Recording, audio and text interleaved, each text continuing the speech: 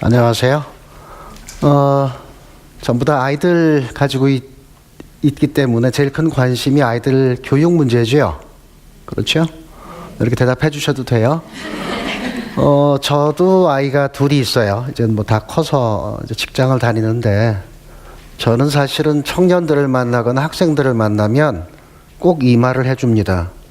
어른들 말 믿지 마라. 부모님 말도 믿지 말고, 선생님 말씀도 믿지 말고, 이렇게 말하는 내 말도 믿지 마라 라고 말해요. 왜 그렇다고 생각하세요? 기성세대 그리고 지금 세대 완전히 다른 세상에 살아요. 우리가 젊은 세대를 이해하려고 노력은 하지만 근본적으로 안 되는 것 중에 하나가 우리가 살아온 세상과 우리 아이들이 살아갈 세상이 완전히 달라요. 어떻게 다를까요? 예를 들어서 요즘 가장 큰 걱정이 취업이잖아요. 우리가 교육에 매달리는 이유가 뭘까요? 우리가 살아온 세상이 철저하게 고학력 엘리트, 그것도 카르텔의 사회예요. 그래서 좋은 교육을 받고 좋은 관계를 형성하고 좋은 직업을 얻어야 삶을 좀 더 낫게 살 수 있다라고 하는 걸 경험했기 때문에, 그것을 겪었든 그 혜택을 받았건 받지 못했건 모두가 다 교육에 매달려요. 물론 뭐 물려줄 많은 재산이 있으면 그렇게 안 해도 되겠지만 그렇지 않잖아요. 너무 어둡게 시작을 했나요?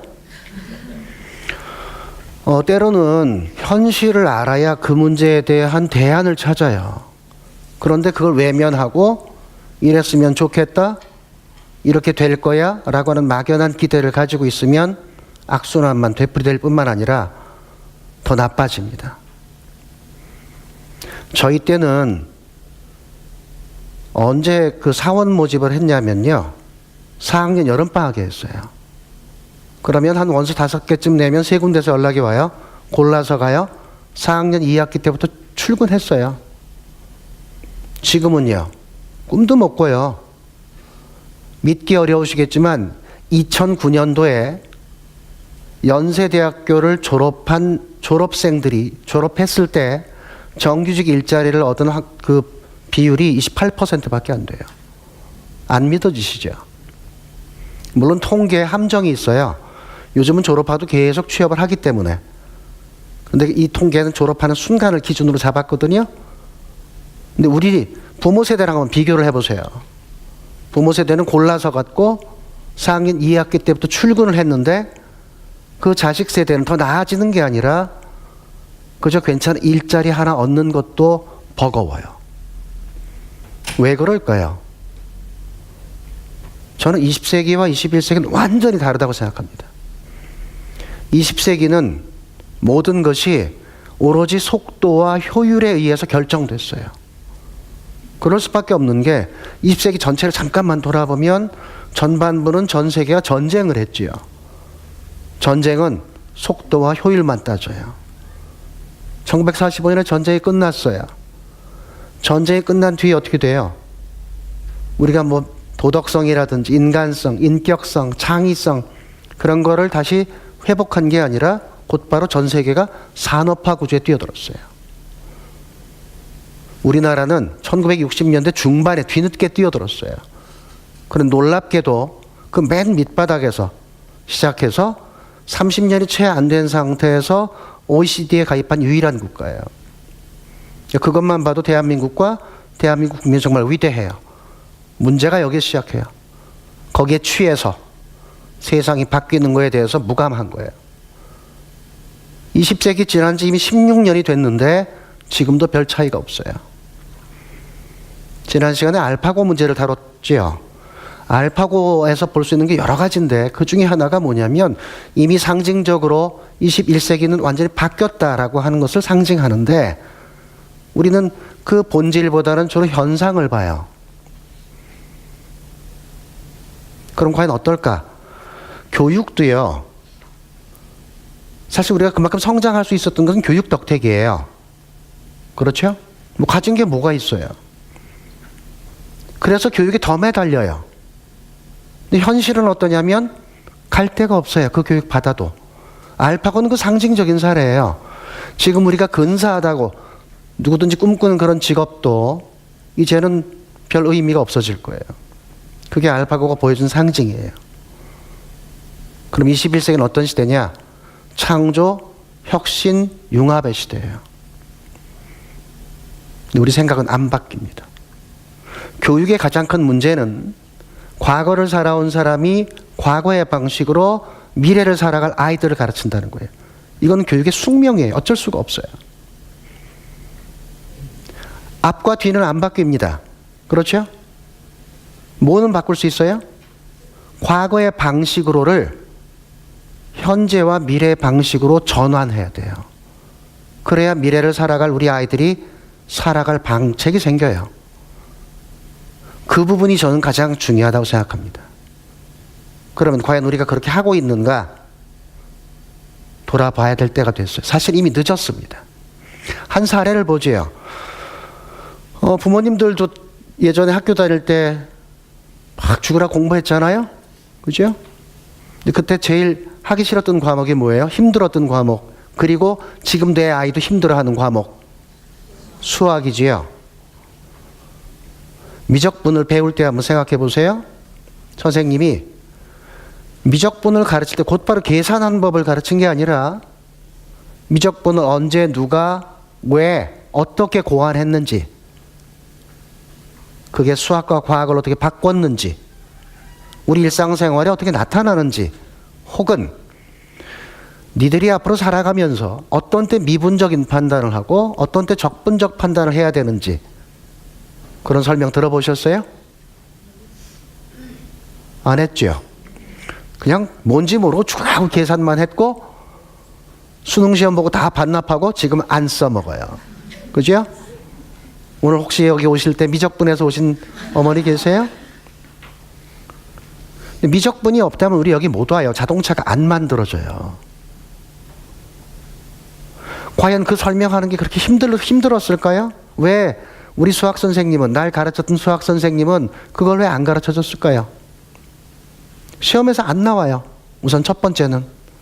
근데 더 기본적인 문제는 교육은요, 사회가 요구하는 노동력에 부응하는 방식으로 가요. 그럼 사회가 속도와 효율만 따지니까 뭐냐면 빠르고 정확하게 계산할 수 있는 노동력을 요구하는 거예요.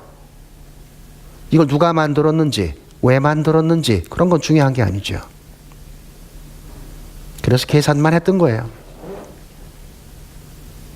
지금 여러분 자녀들도 가장 힘들어하는 게 수학이죠. 수학을 통해서 뭘 배우셨어요? 수학자든 과학자든 이렇게 말할 거예요. 수학을 통해서 논리적인 사고가 형성되고 어떤 생각을 이렇게 잘 짜는 구성적인 능력이 생긴다라고 말해요. 물론 맞아요. 그런데 즐겁게 하진 않았죠, 수학을. 그렇게 힘들게 해야 될 필요가 있을까요? 저는 적어도 지금까지 우리가 해온 방식의 수학 교육이라면 교훈 딱 한 가지라고 봐요. 뭘까요? 얘들아, 인생 살다 보면 하기 싫어도 해야 되는 거 있단다. 이거 훈련한 거예요. 무려 12년 동안. 제가 좀 너무 지나쳤나요? 저는 이런 제안을 한번 해보고 싶어요. 21세기예요. 지금도 우리 아이들 수학 공부하고 그것도 모자라서 학원 가고 과외 받고 그러잖아요.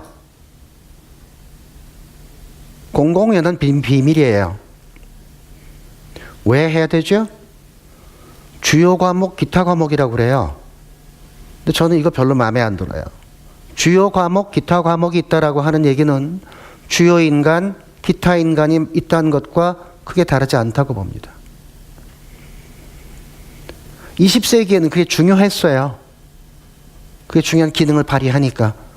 근데 과연 21세기도 그럴까요? 수학은 누가 더 잘해요? 알파고에서 보셨잖아요. 인공지능이 다 해요. 컴퓨터 알고리즘이 훨씬 더 뛰어나요. 하지 말라는 게 아니라 방식이 바뀌어야 되잖아요. 18세기 초반에 아이작 뉴턴이 미적분을 고안해내요. 왜 그랬을까요? 이 사람 운동의 법칙을 발견한 사람이에요.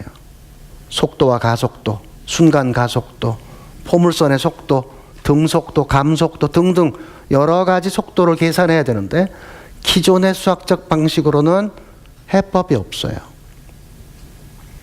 다행히 이 사람이 지니어스, 천재였죠? 그럼 내가 만들지 뭐. 그렇게 해서 만들었어요. 7년 뒤에 독일의 라이프니츠라는 철학자 겸 외교관이 오늘날 우리가 사용하는 수학적 방식의 미적분을 고안해내요. 그럼 질문이 반드시 있어야 돼요. 도대체 18세기 초반에 무슨 일이 있었기에 서로 다른 나라에서, 서로 다른 분야에서 거의 동시에 미적분이 고안되었는가? 17세기까지 가지고 있었던 인간의 지성이 해결하지 못하는 새로운 발견이 이루어진 거예요. 이 문제를 해결하기 위해서 머리를 싸맸고 다행히 그것을 해결하는 해법을 찾아낸 거예요. 그러고서 무슨 일이 일어날까요? 산업혁명이 가속화돼요. 이제 운동에 대한 솔루션을 찾았으니까. 그럼 이 문제를 그대로 지금 우리는 옮겨봅시다. 우리는 20세기에 태어났어요. 21세기를 살고 있어요.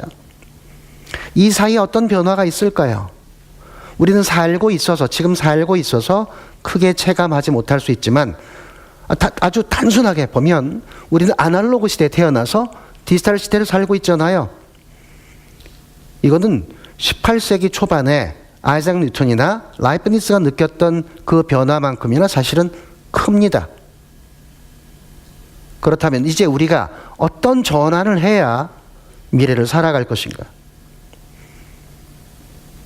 우리는 기성세대의 제일 큰 문제는요, 내성이 쌓였어요. 익숙해진 데다가요, 아이고, 이건 지나면 그냥 그뿐이고, 내가 지금 뭘 하겠다고. 그러면서 교육에 매달려요. 근데 교육은 누가 해요? 우리 아이들이 미래의 삶을 위해서 하는 거예요. 그럼 당연히 우리가 고민을 하고, 이 문제에 대한 해법은 안 만들어줘도 얘들이 보다 나은 삶을 살아갈 수 있도록 뭔가는 마련을 해줘야 되죠. 점진적인 변화가 아니라 거의 혁명적인 변화가 필요한 시기입니다, 지금은. 여전히 변하지 않아요. 지금도 우리는 어떤 학원에 수학선생님이 용화되더라. 그 정보, 그게 급급해요. 이 수학적 사고를 가지고 어떻게 질문하느냐에 따라서 21세기를 어떻게 살아갈 것인가. 제가 아이들에게, 청년들에게 어른 말 믿지 마라고 말하는 또 한 가지 이유는 우리 세대는요, 한 텀짜리 삶을 살았어요. 내가 학교를 졸업하고 첫 번째 직업을 가지면 특별한 이유가 없는 한 쭉 한 30년 가요. 그리고 거기서 정년하면 대충 삶은, 의무로서의 삶은 마감이 돼요. 그리고 한 10년 정도 이렇게 살다가 늘 잘 살아. 그러고 가면 끝이에요. 근데 지금은 어떨까요? 적어도 6번 바뀝니다. 이건 제 얘기가 아니에요. 1990년대 이미 프랑스 미래학교에서 나온 얘기입니다. 20세기예요. 6번이 아니라 10번 넘어갈 겁니다. 저도 아이를 키워보는 큰아이 벌써 직업이 4번 바뀌었고요. 제 작은아이 2번째 바뀌었어요. 저희 때는 상상도 못하던 일이에요. 그런데 아무런 준비를 한 적도 없어요. 그 대비를 연마한 적도 없어요. 과거에 태어난 사람이 과거의 방식으로 미래를 살아갈 아이들을 지금도 가르치고 있어요. 이건 학교만의 문제가 아니에요. 우리 자신도 마찬가지죠. 자, 생각을 좀 한번 바꿔봅시다. 시 좋아하세요? 그러면 시집 한 권 정도는 사서 보세요. 한 달에 한 권 하면 좀 너무 무리인가요? 1년에 한 권.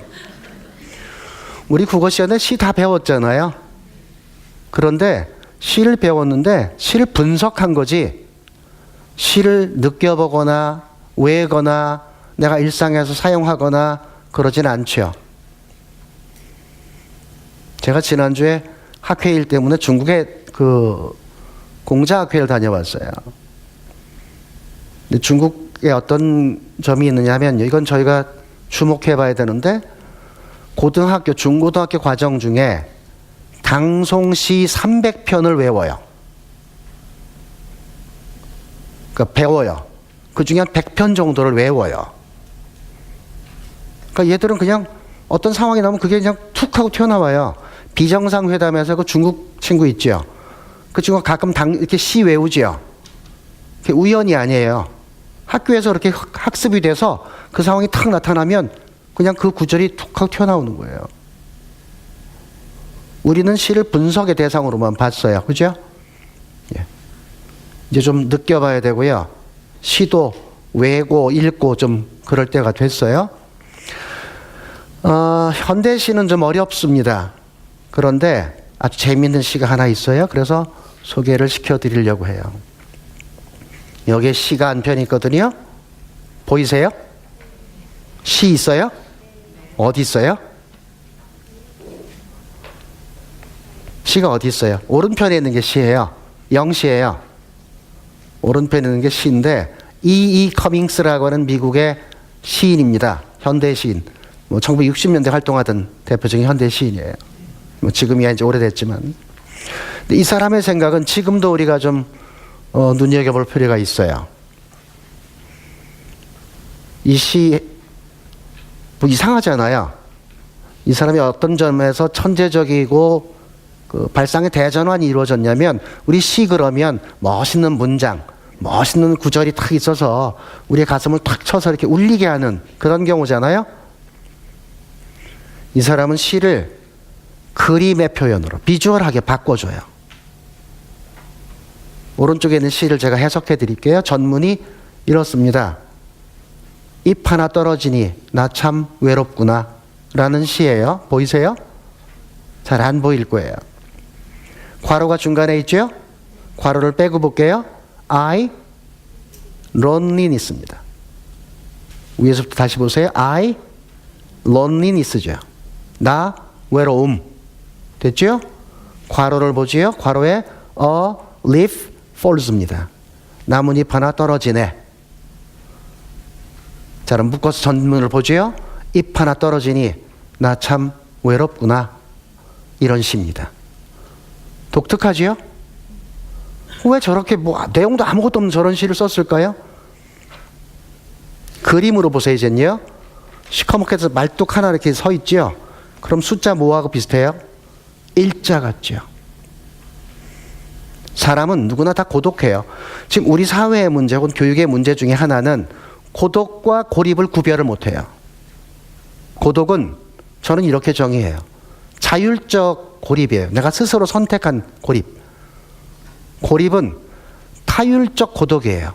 내가 원하지 않은 상태에서 타율적인 고독이에요. 이 두 개가 구별이 안 되니까 혼자 있으면 불안해요. 혼자 있으면 뭐 할 게 없어요. 근데 보세요. 혼자 있어야 책도 읽고 자기 성찰도 하죠. 얘기하면서 돼요? 안 되잖아요. 그런데 우리는 이게 구별이 안 되니까 혼자 있는 훈련도 안 돼 있고 그것의 내용에 대한 교육도 안 돼 있으니까 혼자 있으면 불안한 거예요. 그걸 대놓고 하면 어때요? 우리가 흔히 말하는 따돌림 현상이 일어나고요. 감당 못하면 스스로 목숨을 포기하기까지 해요. 고독의 가치. 근데 인간은 근본적으로 고독하지요. 그렇죠? 부부 사이도 사실은 각각의 문제예요. 자식도 마찬가지고요. 사실은 부모의 의무 중에 하나는 가정을 잘 지키고 자식을 잘 양육하는 건데 우리가 자꾸 놓치기 쉬운 게 내가 먼저잖아요. 그죠? 특히 엄마들의 경우는 이거 자꾸 놓치는 것 같아요. 내 행복이 아니라 내가 누군가를, 남편을 내조하고 그래서 더 잘 되고 내 자식을 잘 키워서 좋은 성과를 이루게 하고 그래서 그게 이루어지면 내가 보람을 얻고, 물론 그것도 중요한 가치겠지요. 가장 중요한 건 나 자신이에요. 우리가 받은 교육은 속도와 효율에 맞게 직선적인 교육을 받았어요. 자, 점과 점의 최단 거리가 뭐죠? 직선이잖아요. 근데 여기 괄호가 있어야 돼요. 유클리드 기하학에서는. 근데 우리가 배운 수학은 다 유클리드 기하학 범위예요. 이렇게 제가 무슨 수학자 같죠? 전 수학 훨씬 더 수학 전공한 사람이 아니에요. 전 영문학하고 철학한 사람이에요. 그러니까 우리가 이런 이야기가 낯설다라고 하는 얘기는 뭐냐면요, 다른 과목하고 이렇게 교행을 하거나 인접한 훈련을 전혀 안 했다는 뜻이에요. 그 사람이 뭔가를 배웠고 뭔가를 전공했으면 그것만. 생각을 해보세요. 우리가 수업 시간을 돌아가 보세요. 중고등학교 때 수학 시간은 수학만 해요. 그렇죠? 음악 시간은 음악만 해요. 과학 시간은 과학 얘기만 해요. 이게 몸에 배서 그래요. 괄호 열고 유클리드 기하학 안에서라고 해야 돼요. 만약 비유클리드 기하학 같은 경우는 이 답이 달라질 수 있거나, 혹은 문제를 한번 바꿔볼까요? 최단 거리가 아니라 최단 시간으로 물어보면 어떻게 될까요? 달라지겠죠. 우리는 다르게 물어보는 방법에 대해서도 안 배웠어요. 21세기는 달라요. 아까 제가 지금의 세대는 6번, 최소한 6번 바뀐다고 그랬잖아요. 미국 하버드 대학에서 우리로 따지면 정말 뜬금없이 인문 강좌를 이렇게 강화하는 프로그램을 짰어요. 그러니까 거기도 마찬가지예요. 지금 때가 어느 때인데 이 짓에 반대가 있었거든요. 근데 그 당시 총장이 드루 파우스트라고 하는 총장인데, 이 사람이 뭐라고 말했냐면, 지금 하는 이 인문 프로그램은 첫 번째 직업을 위해서가 아니라 장차 이 대학에서 공부한 사람들이 6번째 직업을 정할 때 그때 매우 큰 도움을 주게 될 것이다 라고 말했어요. 저 사람들이 이미 그렇게 봐요. 근데 우리는요, 그냥 오로지 첫 번째 직업이에요. 그렇다고 해서 우리 때처럼, 부모 세대처럼 이게 30년 보장되냐? 천만에요. 그렇게 안 돼요. 바뀌어야 돼요. 근데 바뀌자 말은 다 하는데 정작 어떻게 바뀔 거냐? 이번엔 좀 다른 경우를 보죠. 이 노래 다 아시죠? 옹달샘. 근데 오른쪽 위를 보시면 누구 작사 무슨 작곡 했을 때 우리나라 노래가 아니죠. 이런 생각 안 해보셨죠? 그래도 이건 참 잘 만든 책이에요. 어느 나라 곡인지 외국 곡이라고 써주긴 했어요. 상당 부분 교과서를 보면 이전에 그냥 누구 작사만 있어요. 그러면 이게 우리나라 노래인 줄 알아요. 우리 다 지금 그렇게 알고 있잖아요. 상당히 많은 부분이 외국 동요예요. 자, 음악 시간입니다. 주로 우리가 해왔던 음악 수업을 한번 돌아볼까요? 음악 시간에 하는 건 뭐냐면 음악에 대한 기본적인 요소. 음악의 요소가 뭐가 있을까요? 선율, 박자, 화성 이런 게 있고요. 그 다음에 음악사, 음악가. 자, 서양 음악의 아버지가 누구예요? 바흐예요. 서양 음악의 어머니는요? 핸델이죠. 저 아주 어렸을 때 이 두 사람이 부부인 줄 알았어요. 아빠하고 엄마래잖아요. 게다가 음악책에 보면 가발을 이렇게 핸델이 썼는데 후덕한 아줌마 같아요. 살던 시기도 비슷해요.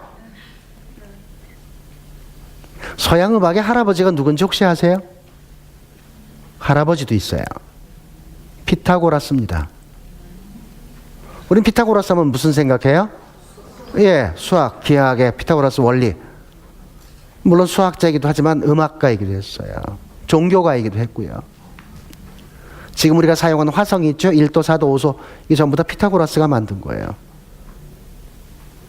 서양 음악의 기본 요소 대입법과 화성학인데, 대입법이라고 하는 영어로 카운터 포인트예요. 그러니까 철저히 수적 계산에 의해서 이루어져요. 그래서 바흐의 평균율을 들어보면 그 밸런스, 수의 어떤 균형을 명확하게 이해할 수 있고요.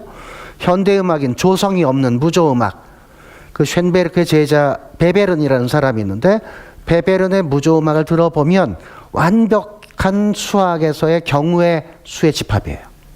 그러니까 이 사람들의 음악은 철저하게 수학적이에요. 그 다음에 좀 음악의 기능을 배우죠. 기능이라고 하면 노래 부르는 것, 그리고 악기 하나 하는 것. 그렇죠? 악기를 해봐야 우리는 피리를 배웠고 우리 아이들은 이름이 리코더로 바뀐 비슷한 악기를 배워요. 자, 음악 시간을 돌아보면 어떠냐면 선생님이 먼저 피아노를 쳐서 이 노래 선율을 익혀줍니다. 그런 다음에 어떻게 해요? 한 소절씩 잘라 부르죠? 따라 불러요. 두 소절, 네 소절 이렇게 이어 부르죠?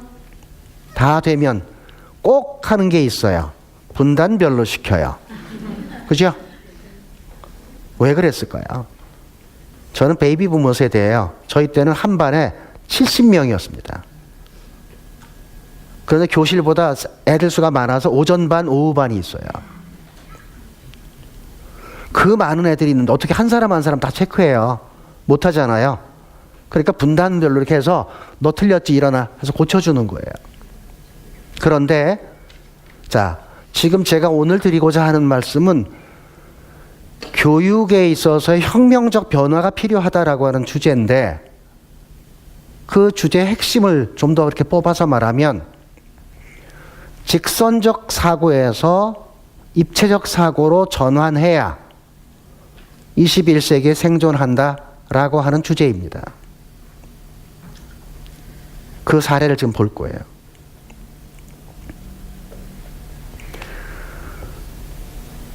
학교에 가는 이유가 뭘까요? 학교에 가는 이유는 여러 가지예요. 우선 국민의 의무죠. 그렇잖아요. 아이를 국민의 의무예요. 근데 이 의무를 이행하지 않는, 납세나 국방은요, 의무를 이행하지 않으면 징벌을 당하지만 교육 의무 이수 안 하면요, 경고, 고발은 당할 수 있지만 처벌은 안 받아요. 뭐 때문에 학교를 가요? 지식을 체계적으로 습득하고 좋은 인간관계를 형성하고 뭐 이런 거죠. 우리가 자랄 때는요, 지식을 배울 수 있는 데가 어디밖에 없어요? 학교밖에 없어요. 근데 지금은요, 세상이 다 바뀌었어요. 학교 말고도 지식을 얻을 때가 많아요. 홈스쿨링 해도 돼요. 학원 다녀도 돼요. 테드라고 있죠. 유튜브에 그 교육 프로그램 나오는 테드 같은 경우 보세요. 얼마나 내용이 환상적이에요. 차라리 그게 나을지도 몰라요. 근데 왜 학교를 갈까요? 그냥 습관으로? 인간관계요? 학교에 가서 서로가 협조하고 하는 건 좋은, 그거 물론 배우지만 알게 모르게 뭐가 생겨요? 서로 패를 지어서 따돌리고. 근데 더 유심히 보세요. 어떤 아이들이냐면 예전처럼 내가 원하는 학교를 저 멀리 선택해서 가는 게 아니라 대부분 같은 동네에서 자란 아이들이 비슷한 학교를 계속 다니는 거예요. 근데 그 안에서 서로 어떻게 해요? 패를 갈라서. 왜요? 그래야 생존하는 걸 알아요. 어른들이 그렇게 생존하는 본단 말이에요. 이 아이들이 저는 학교에 가는 이유는 연대 때문이라고 봐요. 하나는 삶의 연대입니다. 그리고 하나는 지식의 연대예요. 삶의 연대? 일본에서 몇 년 전에 일본 재계 그 낙농업계 6위 되는 어떤 회사가 유통기한 넘은 우유를 유통을 했어요. 걸렸어요. 백배 사죄했어요. 근데 반년인가 채 안 돼서 자진 폐업했어요. 왜냐? 소비자가 안 믿어요. 그 정도가 돼야 돼요. 그게 연대의 방식이에요. 21세기에 이게 양극화되어 있다라고 하는 것만 절망할 게 아니라, 그 사실 절망할 게 아니라 연대하는 법을 배워야 되는데 어디 가서 해요? 학교에서 시작돼야 돼요. 그게. 제가 한번 연수를 갔던 교장 선생님이 참 흥미로운 말씀을 하셨는데, 당신네 학교는요, 운동회 할 때 청군, 백군이 이렇게 반별로 안 나눈대요. 한 반 속에 청군도 있고 백군도 있어요. 그러면 서로가 라이벌이 되기도 하면서 같은 반이기도 하고 애들이 처음에 되게 당혹해 하는데 아이들이 잘 지혜롭게 수습해 간다는 거예요. 그런 게 이제 우리 아이들이 살아가야 될 방식일 거예요. 그리고 하나는 지식의 연대거든요. 알파고에서 보여주는 핵심은 바로 그 문제입니다. 지식의 연대입니다. 우리가 그 알량한 지식을 막 해봐야 얘한테 못 이겨요. 그렇잖아요. 그런데 이 인공지능의 바탕은 뭐냐면 집단지성이에요. 우리가 학교에 가서 배워야 될 가장 중요한 요소는 집단지성입니다. 해본 적이 별로 없어요.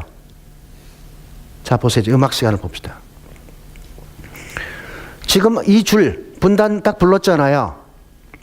이유는요, 아이들이 많아서. 그런데 선생님이 의도를 했건 의도하지 않았건 여기 중요한 음악적 요소가, 교육적 요소가 생기는데, 그게 뭐냐면 혼자 그냥 아까 한 반 다 부를 때는요, 긴장을 안 해요. 립싱크 하는 놈도 있어요, 그냥. 그런데 이 줄만 딱 시키면 어때요? 긴장하죠. 막 박자 다 신경 써야 돼요. 또 하나는요, 앞에 관객을 두고 발표하는 훈련을 하는 거예요. 맞죠? 그럼 나머지 친구들은요, 관객 훈련을 하고 있는 거예요. 관객이 되는 연습. 그런데 내가 아까 방금 전에 그냥 따라 불렀던 노래를 내가 부를 땐 모르잖아요. 다른 누군가가 부르면 내가 아까 불렀던 노래 중에 어디가 잘 들리는지 알죠. 자기가 했던 노래를 객관적으로 인지하게 돼요. 이거 혼자 돼요? 아니죠. 같은 교실에서 같이 공부하고 있다는 것 자체가 서로가 서로에게 마니또가 되고 있는 거예요. 이게 집단지성입니다. 다 따라 부르고, 분단별로 한 뒤에 다 따라 부르고, 그 조금 심심하면 약간 음악적인 스킬을 좀 써요. 돌림 노래를 해본다든지, 혹은 뭐 간단한 화성을 가르친다든지. 그래서 이러니까 노래가 또 재밌네, 이 정도. 그럼 끝난 거예요. 맞죠? 가사는요, 노래면 가사가 중요한 거예요. 우리 가사 배운 적 있어요, 따로? 없으셨죠? 자, 그럼 옹달샘이라는 노래 가사를 한번 보죠. 주인공이 누구예요? 토끼예요. 얘밖에 없어요. 찾을 것도 없어요. 토끼가 숲속에서 강자입니까? 약자입니까? 약자예요. 오죽하면 이름이 토끼겠어요? 그냥 놀래면 토끼 든 거밖에 할 줄 몰라요. 토끼의 귀가 길지요? 왜 길까요? 잘 들으라고요. 우리 집 개나 고양이는 그렇게 귀가 안 길어도 잘 들어요. 설마 우리가 잡기 좋으라고 진화되지는 않았겠지요? 냉각장치입니다. 우리 예전에 생물 시간에 배웠잖아요. 표피 면적이 넓어야 빨리 식고 빨리 데펴지죠. 라디에이터 주름처럼. 토끼 귀를 이렇게 열어보세요. 다 핏줄이죠. 토끼는 어때요? 누가 옆에서 바시락 개구리가 폴짝 일단 튀어요. 뛰면 어때요? 열 생기죠. 정원동물이 열을 체온을 자기 체온으로 유지하지 못하면 큰 손상을 입어요. 빨리 식혀야 되죠. 그래서 얘가 넓은 거예요. 약자예요. 그런데 새벽에 일어난 목적이 있죠. 왜 새벽에 일어났어요? 하고 싶은 게 있어요. 얘도 숲속의 약자인데 뭐가 있대요? 하고 싶은 것. 그걸 다른 말로 표현하면 욕망 혹은 욕구예요. 강자가 아니잖아요. 약자죠. 약자도 뭐가 있어요? 욕구, 욕망이 있대요. 그럼 봅시다. 이걸 거창하게 말해볼게요. 이게 행복 추구권이에요. 누구든, 강자든 약자든 누구든, 모든 시민은, 모든 국민은 행복을 추구할 권리를 가져요. 이거 우리 언제 배워요? 고등학교 2학년 때 정치, 경제, 헌법 시간에. 뭐로요? 개념으로. 행복 추구권은요, 이건 20세기의 아주 현대적인 개념이에요. 우리나라에서 이 개념이 법문화된 거는요, 별로 안 됐어요. 1980년대 후반 아니면 90년대 초반 1조권 소송 때예요. 일조권 소송 기억하시죠? 그때 대법원에서 뭐라고 판시했냐면 행복추구권에 의거해서 그때 처음으로 법문화된 거예요. 근데 그걸 지금 누가 배웠어요? 초등학교 1학년 아이가 행복추구권을 배웠잖아요. 음악 시간 음악만 하는 게 아니에요. 자, 제 질문을 드리죠. 얘가 왜 일찍 일어났어요? 세수하려고.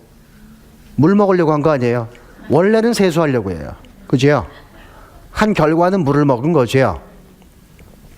세수하러 갔대요. 질문 하나 드리죠. 이 토끼가 어린 토끼일까요? 아니면 나이 든 어르신 토끼일까요? 예. 지금 뭐 어르신 토끼다, 어린 토끼다 의견이 분분해요. 왜 어른 토끼라고, 늙은 토끼라고 생각하셨어요? 일찍 일어났대잖아요. 우리 경험적으로 알 수 있잖아요. 집에서 어르신들 일찍 일어나요. 그럼 왜 어린 토끼라고 생각하신 분들은 왜 그랬어요? 세수하려고요? 애들 세수하려고 일어나는지 않지요. 가사에 있잖아요. 어떻게 해서, 예? 눈 비비고 일어났대잖아요. 어르신들 아침에 일어날 때 눈 비비고 일어나요? 눈 딱 하고 뜨잖아요. 근데 애들 깨워봐요. 전부 다 비비고 꼬고 그러잖아요. 그죠? 이렇게 질문하지 않았으면 이 토끼가 어떤 토끼인지 관심도 없어요. 저는 이게 제가 정말 천재적인 머리라고 생각했어요. 그런데 한 달쯤 전에 어떤 기업에 갔어요. 고참 대리들, 과장들 이렇게 중견사원 연수하는 프로그램이었는데 이 질문을 이렇게 했어요. 저 자뻑해갖고 이게 얼마나 멋지냐 이러면서. 근데 한 30대 초반쯤 되는 직원 하나가 손을 딱 들어요. 너 왜 손 드셨어요? 제 질문이 잘못됐대요. 뭐가? 이 천재적인 생각을 왜 둘만 물어보냐는 거예요. 너는 어떻게 생각하세요? 젊은 토끼래요. 사춘기, 최소한 사춘기 넘은. 아니 그건 또 뭔 소리야? 늙은 토끼가 누구 보일 거라고 치장할 거며 어린 토끼가 아직 그거 모르는데 그 꼭두 새벽에 이미 그 꼭두 새벽에 일어나서 거길 갔으면 치장하러. 외모에 대한 관심이 있어서. 그럼 언제 외모에 대한 관심이 생기냐? 사춘기 이후. 말 되잖아요. 집단지성이 갖고 있는 힘은 이런 거예요. 제가 만약에 그 여직원을 만나지 못했다면 이 생각 못해요. 그 친구 또한 제가 이런 질문을 하지 않았다면 꿈에도 안 꿔요. 이게 집단지성의 방식이에요. 거창한 게 아니에요. 모여서 얘기하고 토론하고 계속해서. 그러려면 수평적 조직이 돼야 돼요. 이 과정이 가장 중요합니다. 민주주의는 선택의 문제가 아니고요. 사회 필수적인 요소인데 왜 그러냐면 그게 돼야 수평사회가 가능해져요. 수평사회가 안 되면 우린 수직사회 살아왔어요. 누군가 명령하고 나머지 다 팔로우업 하면 돼요. 이게 통했어요. 왜요? 지난 세기는 속도와 효율에 쓰였으니까. 근데 지금 21세기는요. 안 통해요. 그게. 그 상징적인 인물이 스티브 잡스예요. 스티브 잡스가 21세기에 성공한 이유는요. 수직적 사고에서 수평적 사고로 전환했기 때문에 그런 거예요. 다시 이 노래로 돌아가죠. 세수하러 간 놈이 세수 안 했죠. 그럼 물어봐야 될 거 아니에요. 얘 왜 세수 안 했는지. 왜 그랬을까요? 잘 보세요. 선생님이 물어보면 누구나 생각을 하게 돼요. 이게 뭐예요? 생각의 자유예요. 거창하게 표현하면요. 사상의 자유예요. 음악 시간에 배운 거예요. 그거를. 자, 이 사람도 얘기하고 저 사람도 얘기하고 듣잖아요. 나도 표현하고요. 그러면 나는 한 가지만 생각했는데 다른 친구들 얘기를 쭉 들으면 어때요? 확장되죠? 이게 융합이에요. 그런데 나랑 비슷한 얘기를 하면 반가워요. 왜 그럴까요? 왜? 나랑 비슷한 얘기를 많이 할수록 내가 말한 대답이 옳을 확률이 커져요. 그래서 그런 거예요. 그렇게 묶어요, 이거를. 그죠? 이게 나 지금 뭐 하고 있어요? 수학하고 있잖아요. 뭐? 집합. 나랑 생각이 다르면 우선 기분 나빠요. 왜요? 저런 말이 자꾸 나오면 내 생각이 틀릴 확률이 커지니까. 그래서 자꾸 우리가 다르다와 틀리다를 등치시켜 버리는 거예요. 그렇지 않죠. 어쨌든 여기도 또 한 묶음 묶죠? 뭐 해요? 집합하죠. 그런데 이렇게 비교하다 보니까 어느 한쪽이 일방적으로 맞고 틀리고 하는 게 아니죠. 그러면 섞이는 거예요. 다르다와 틀리다가 아니라 다르다는 생각이 서로 다른 것뿐이에요. 그냥 객관적으로 바라보게 되는 거예요. 그 중에 꼭 이상하게 대답하는 애들이 있어요. 어김없이 있어요. 그럼 우리가 어떻게 반응해요? 속으로 저 멍청한 놈, 저 바보, 심지어 재수 없어 라고도 생각해요. 맞잖아요. 얘가 바보가 아니거든요. 자기 반 애들이 기분 싸 이렇게 표정이 싸했으면 이미 알아요. 그리고 어떻게 하냐면 나 곧 왕따 당하겠구나 하는 것까지 알아요. 근데 선생님이 물어봐요. 너 왜 그렇게 생각해? 이 부분이 매우 중요해요. 왜 그렇게 생각해? 자, 물어봤으니까 대답해야 되잖아요. 학생이니까. 내 생각을 표현하잖아요. 표현의 자유예요. 그런데 얘기를 들어보니 아까 내가 제 얘기 들을 때 저 바보 그랬는데 조목조목 들어보니까 어때요? 근거를 들어보니까 다 동의는 못해도 저건 말 돼요. 이건 내가 인정할 수 있겠어요. 그런 부분이 생기죠? 여기서 뭘 배울까요? 신중과 배려를 배워요. 우리가 교과 과정에서 신중이라고 하는 걸 언제 배우냐면 중학교 2학년 때 윤리 시간에 배워요. 근데 지금 누가 배웠어요? 초등학교 1학년 아이가. 표현의 자유, 신중함. 가장 많은 대답이 뭘까요? 아이들이 바보가 아니에요. 근데 저는 여기서 그런 말씀을 드리고 싶어요. 가장 기억나는, 이 질문을 했을 때 가장 기억나는 아이가 하나 있었어요. 국립어린청소년도서관에서 중고등학생 대상으로 이제 뭐 정의에 대한 특강이 있었는데, 그때 고등학교 2학년 언니를 따라온 터울이 진 7살 아이, 초등학교 막 입학하기 직전에 아이가 따라왔어요.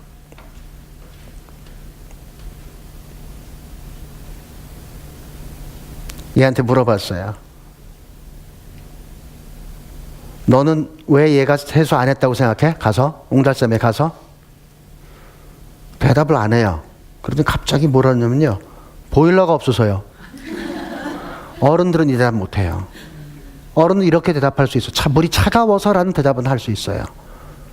근데 아이는 어떤 경험이 있냐면 겨울방학에 시골 할머니 댁에 갔어요. 할머니 댁에 돼서 보일러 있어요. 아빠가 놔주셨어요. 그런데 내가 사는 도시 아파트는 중앙난방식이라서 틀면 아무 때나 나오고요. 할머니 댁은 틀어야 돼요. 이 메커니즘을 아이는 몰라요. 차가워 세수 안 한 경험이에요. 그러니까 얘는 틀림없이 토끼도요. 보일러가 없어 세수를 안 하신 거예요. 어른들은 그 대답 못해요. 그래서 아이한테 끝까지 물어봐야 되는 거예요. 그 다양성. 네. 자, 가장 많은 대답은 뭐냐면요. 내가 풍덩하고 들어가면 내가 왜 꼭두 새벽에 일어났어요? 남 입도 안 된 물에서 깨끗한 물에서 세수하고 싶어서예요. 샤워 한번 해보고 싶어서. 내가 풍덩하면 어떤 일이 생겨요? 그 다음에 올 숲속의 다른 동물들이 세수는 그냥 마시지도 못해요. 그죠? 그래서 안 왔을 거라는 거예요. 놀랍지 않아요? 그 대답이 제일 많습니다. 그럼 선생님이 이렇게 정의해요. 자, 행복 추구권도 있고 대가도 치렀어요. 숲속의 법칙은 먼저 가는 게 임자예요. 대가 다 치렀어요. 새벽에 그 칠흑 같은 어둠에 추위를 뚫고 갔어요. 그런데 정작 세수를 하지 않은 까닭은 내가 행복해서 누군가가 더불어서 행복하거나 내 행복이 타인의 행불행과 관계가 없으면 내가 누려도 돼요. 그런데 내가 행복한 것 때문에 누군가가 불행해진다면 그건 행복일 수 없다라는 거죠. 그게 정의예요. 별거 아니에요. It's justice. 정의를 막 복잡하고 어렵게 설명해도 사실은 가장 단순하게 딱 알아채는 게 누구나 행복하고 싶지만 내 행복 때문에 누군가가 불행해진다면 그건 결코 행복일 수 없다. 그런 경우에 스스로 의연하게 그 행복은 거절하겠다, 거부하겠다. 그게 정의고 그게 올바른 인격이죠. 보세요. 이 짧은 시간 가사 하나만 제대로 봐도 그것도 함께 생각을 해보면 전혀 느끼지 못한 새로운 것들이 보이잖아요. 이게 입체적인 교육의 방식입니다. 공부 열심히 해서 우리 공부라는 게 뭐냐면요. 인지이해 능력이에요. 좌뇌 지극히 일부분의 세포예요. 그것만 막 쫙대서 게다가 교육이 어때요? 인지이해 능력이 좀 빠른 아이가 있고 늦된 아이들이 있잖아요. 근데 우리는 무조건 똑같은 속도에.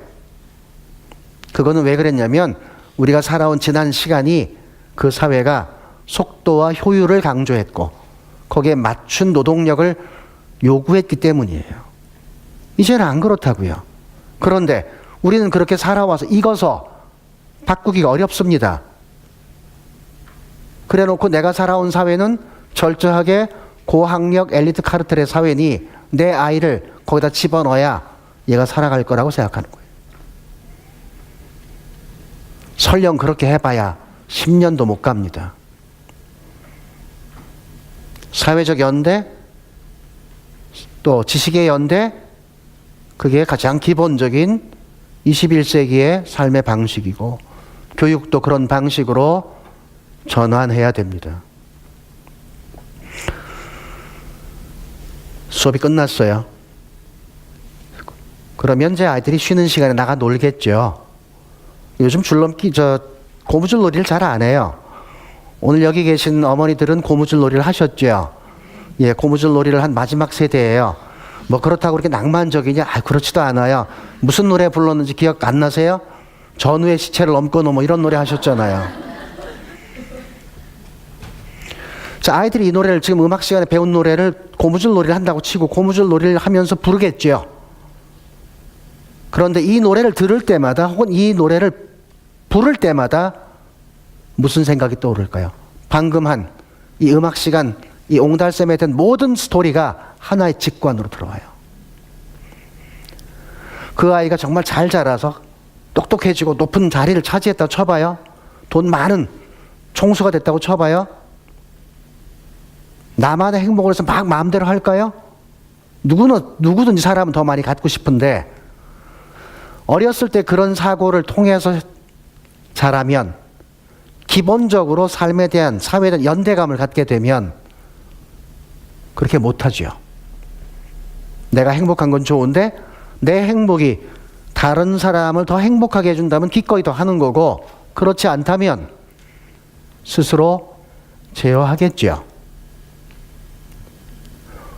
우리 아이들이 살아갈 세상은 그런 세상이어야 됩니다.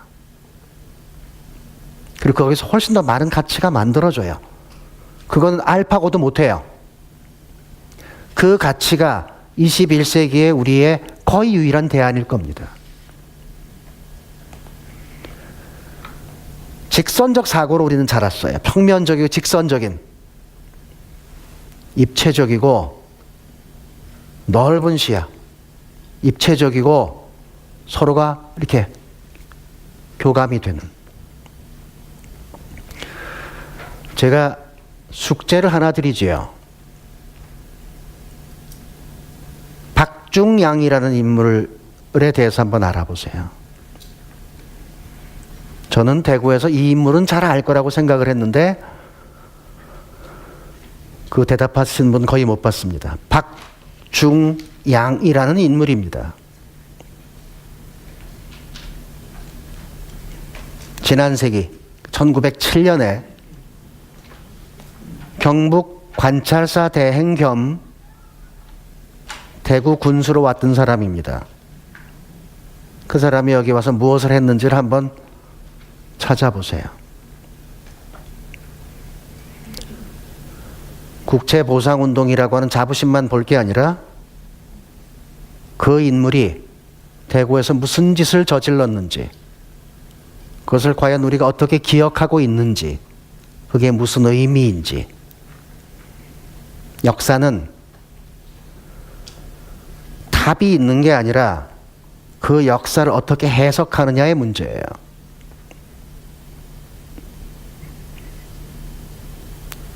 과학이나 수학은 국정교과서로 할 수도 있어요. 답이 정해져 있으니까. 역사는 그럴 수 없는 겁니다. 그런데 그 역사를 국정화시키겠다라고 하고, 그렇게 당당하면 뭐 대놓고 했으면 좋겠는데 숨어서 해요. 더 큰 문제는 학부모들 가운데 어떤 분들이 계시냐면, 우리 아이가 여러 개 하지 않고 하나로 딱 줄여서 하면 얼마나 편하고 좋아? 나 그래 찬성해? 이러는 부모님도 계세요. 이건 우리 무슨 시국에 관련된 말씀이 아니에요. 우리 그렇게 살아왔어요. 그렇게 배워왔고, 그래서 그게 그렇게 심각하다고 생각 안 해요. 21세기예요. 어떻게 살아갈지 세상도 봐야 되고요. 어른들이 보고 부모 세대가 바뀌어야 내 아이가 어떻게 살아갈지. 얘 취업 하나 하는 것도 전전긍긍해 하는, 한번 생각을 해봐요, 우리가요. 인생을 이렇게 살아가는데, 물론 다 내가 원하는 대로 하고 싶은 대로 살 수는 없지만, 어떻게 인생을 살아가는데 유일한 꿈과 희망이 그 잘난 괜찮은 직업 하나 얻는 거. 그나마도 제대로 얻지 못해요. 우리는 그나마 좀 누리기라도 했죠. 근데 우리 아이들은요, 못하잖아요. 이미 보잖아요. 죄책감을 가져야 된다고 봅니다. 우리가 사고가 바뀌어서 이제 요구해야 돼요. 저는 요즘 이런 말을 합니다. 수학 배우지 마라가 아니라, 이제 세상이 바뀌었으면 수학이 필요한 뭐 이공대학, 공대, 혹은 무슨 뭐 경제학과, 회계학과, 통계학과 이런 쪽은 더 해야 돼요. 더 잘해야 돼요. 더 강화하고 배점 더 주고 이 과정을 이수하도록 해야 돼요. 그리고 거기에 점수 주면 돼요. 그런데 그렇지 않은 과를, 그 계산하는 수학을 뭐하러 해요? 계산하는 수학에는 사실은 수학적 사고를 가르쳐야 되는 건데 그렇게 못하니까. 수학 과목이 없어지는 게 아니에요. 생각을 해보세요. 자, 우리가 시를 배워요. 구문 하나가 이렇게 있어요. 이 구문을 미분하면 뭐가 돼요? 시가 되는 거예요. 구문이 하나 있어요. 이 구문을 적분하면 뭐가 돼요? 수필이 되고 소설이 돼요.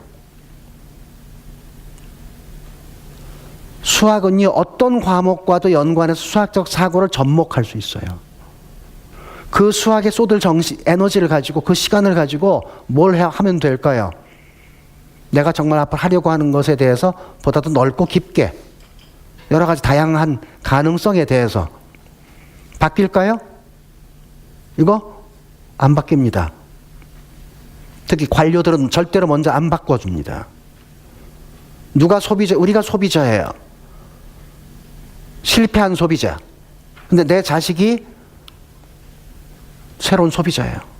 그러면요, 어떻게 할까요? 청원하세요. 교육부에, 교육청에 청원하세요.